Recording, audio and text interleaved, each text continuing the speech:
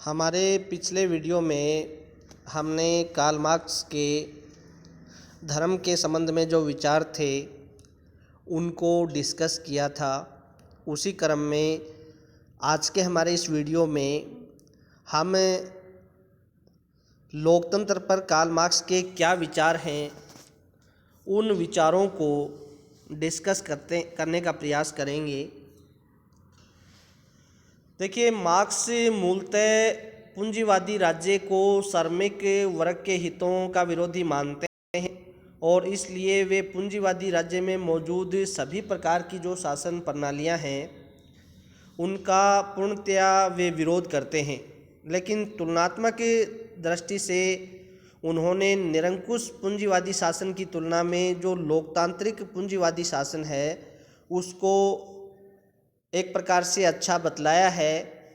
वे मानते हैं कि जब पूंजीवादी व्यवस्था में निरंकुश तंत्र होता है तो यह श्रमिकों के सभी प्रकार के आंदोलनों पर एक प्रकार से पाबंदी या अंकुश लगा देता है और उनका क्रूर दमन करता है। इसलिए मार्क्स पूंजीवादी व्यवस्था में निरंकुश तंत्र है उसको एक प्रकार से निकृष्टतम शासन प्रणाली के रूप में मानते हैं। यद्यपि मार्क्स पूंजीवादी व्यवस्था में लोकतांत्रिक जो शासन है उसको शोषक वर्ग का लोकतंत्र कहते हैं, लेकिन इसके साथ ही वे इस लोकतंत्र को श्रमिक वर्ग के संगठन और आंदोलनों की दृष्टि से उपयोगी भी मानते हैं। ऐसी लोकतांत्रिक प्रणाली में भविष्य की समाजवादी क्रांति के आयोजन के मौके भी मजदूर वर्ग को प्राप्त हो सकते हैं। यही कारण है कि मार्क्स ने अपने युग के ऐसे सभी राजनीतिक आंदोलनों का सक्रिय समर्थन किया जिनका उद्देश्य पूंजीवादी व्यवस्था में मौजूद निरंकुश तंत्र को उखाड़ फेंकना और एक प्रकार से लोकतांत्रिक शासन की स्थापना जिनका उद्देश्य था उनका उन्होंने समर्थन किया है। लोकतंत्र के बारे में कार्ल मार्क्स के इस दृष्टिकोण का उल्लेख करना भी उचित होगा कि उन्होंने पूंजीवादी व्यवस्था में पाई जाने वाली लोकतांत्रिक प्रणाली की तुलना में जो समाजवादी व्यवस्था है उसके सर्वहारा वर्ग के अधिनायक तंत्र को अधिक लोकतांत्रिक बताया है।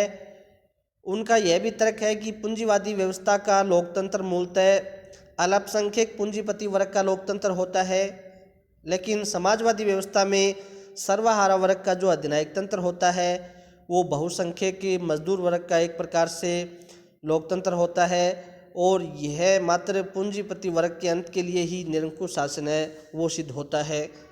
तो इस प्रकार कार्ल मार्क्स ने समाजवादी व्यवस्था में जो सर्वहारा वर्ग का जो अधिनायक तंत्र है जो एक प्रकार से बहुसंख्यक मजदूर वर्ग का लोकतंत्र है उसका समर्थन किया है। संक्षेप में कार्ल मार्क्स की जो लोकतंत्र के संबंध में जो अवधारणा है या लोकतंत्र के संबंध में कार्ल मार्क्स ने जो विचार प्रस्तुत किए हैं या लोकतंत्र की जो विशेषताएं बतलाई हैं वो इस प्रकार हैं। पहली जो विशेषता लोकतंत्र के अंतर्गत कार्ल मार्क्स ने बतलाने का प्रयास किया है वो यह है कि पूंजीवादी व्यवस्था में पाया जाने वाला लोकतंत्र एक प्रकार से पूंजीपति वर्ग का लोकतंत्र होता है और यह निरंकुश तंत्र की तुलना में श्रेष्ठ होता है, अच्छा होता है। दूसरी जो विशेषता उन्होंने बताई है वो ये बताई है कि पूंजीवादी व्यवस्था में पाए जाने वाले लोकतंत्र की तुलना में समाजवादी व्यवस्था में पाया जाने वाला जो सर्वहारा वर्ग का अधिनायक तंत्र है वो एक प्रकार से अधिक लोकतांत्रिक होता है और श्रेष्ठ शासन के रूप में होता है। निष्कर्ष के रूप में हम ये कह सकते हैं कि लोकतंत्र के बारे में कार्ल मार्क्स के जो उपयुक्त विचार हैं वो एक प्रकार से अपूर्ण और त्रुटिपूर्ण हैं। इतिहास की कसौटी पर उसके लोकतंत्र के संबंध में जो विचार हैं वो एक प्रकार से सत्य सिद्ध नहीं हुए हैं।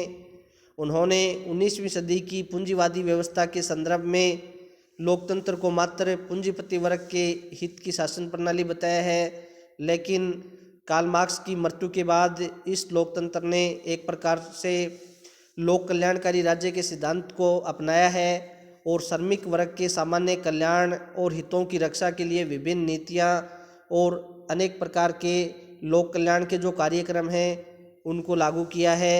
वर्तमान समय में या वर्तमान काल में लोकतंत्र एक ऐसी मध्यम वर्गीय शासन प्रणाली के रूप में उभर कर सामने आया है जिसमें पूंजीपति वर्ग और जो श्रमिक वर्ग हैं उनके प्रमुख हितों में उचित तालमेल या सामंजस्य स्थापित करने का प्रयास किया गया है।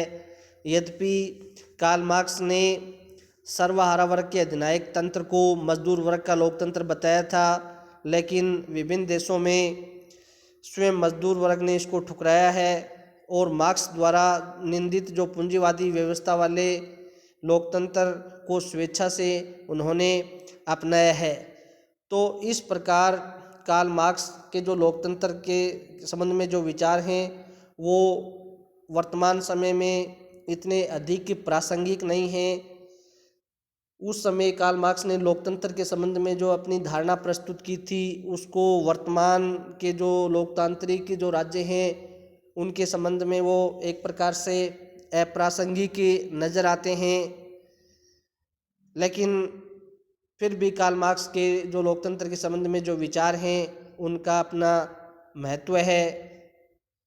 आगे के जो वीडियो हैं वो इसी क्रम में जारी रहेंगे। धन्यवाद।